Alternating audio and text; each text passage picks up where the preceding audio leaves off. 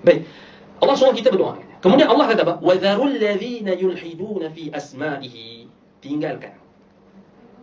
Tinggalkan. Maksudnya di sini, jangan jadi orang yang, jangan bersama dengan orang yang yulhiduna fi asma'ihi. Apa maksud yulhidu? Ilhad. Yang ini orang yang condong kepada kesesatan, yang tak mahu beriman dengan nama-nama Allah dan sifat-sifat Allah. Ilhad. Dan kalau kita tengok balik, istilah kita sekarang ilhad, kita kata atheism. Betul tak? Orang Arab sekarang, maksudnya scholar Arab, sekarang ni mereka guna istilah ilhad merujuk kepada atheism. So apa atheism?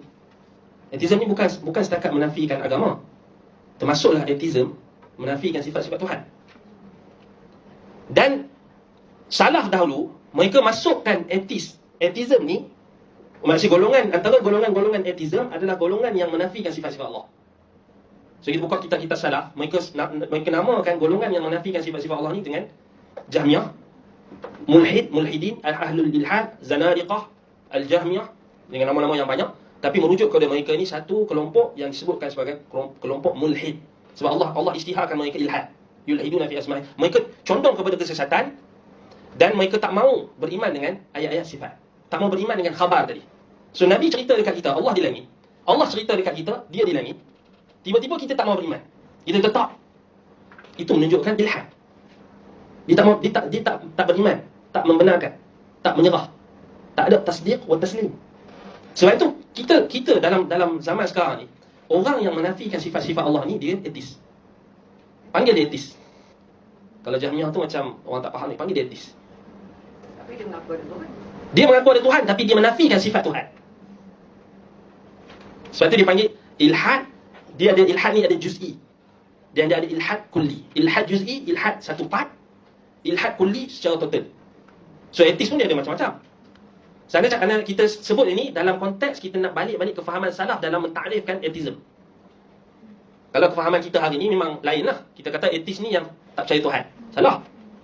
Ulama salaf dulu, Imam Ahmad bin Hanbal, Imam Ad-Darimi, Imam Al-Bukhari, ni ulama salaf.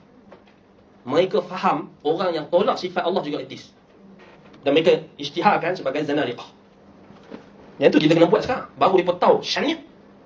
Perkataan mereka tu sangat dahsyat. Baru orang awam akan takut.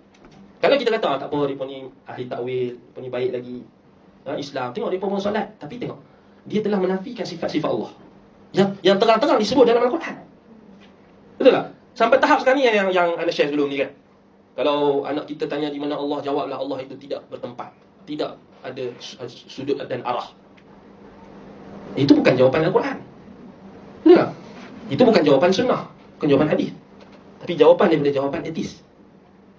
Sebab itu kata sebahagian ulama, Jahmiyah ni, etis ni. Kita panggil etis daki kan? Etis lah senang. Jahmiyah ni, dia adalah golongan mereka yang nak menafikan di langit ni tak ada Tuhan. Sebab apa? Sebab mereka nak isbatkan Tuhan di bawah, di mana-mana. Termasuklah diri dia. Nampak? Sebab itu je etis. Dia nak tolak Tuhan. Kemudian dia nak bertuhankan hawa nafsu. Dia nak bertuhankan diri dia. Nak bertuhankan dengan taurut-taurut yang ada. Itu je.